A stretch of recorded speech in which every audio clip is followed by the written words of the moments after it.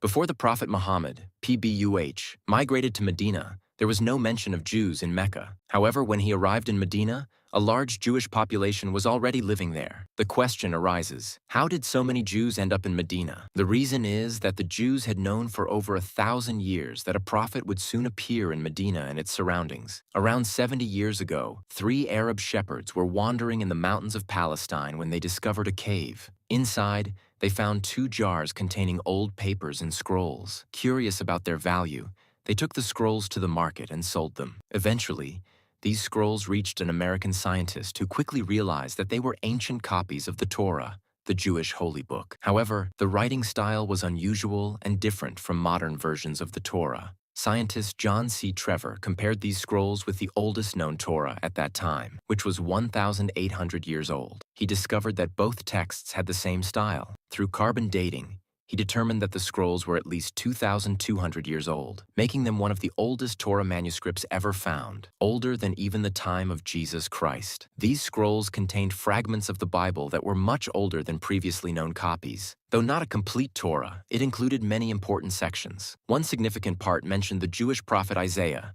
who was recognized by both Christians and Muslims. Isaiah had written several prophecies about future events. One prophecy described a powerful Babylonian king, Nebuchadnezzar, who persecuted the Jews, similar to how Hitler did centuries later. The prophecy stated that even though Nebuchadnezzar oppressed the Jews, his kingdom would eventually be destroyed, and the Jews would be restored to their land. This prophecy was fulfilled 300 years later, when Cyrus the Great, the Persian king, whom many Islamic scholars identify as Zulkarnain, defeated Babylon and freed the Jews. Another prophecy in the Torah predicted that the Jews would settle in Medina. This is one of the oldest prophecies about Medina.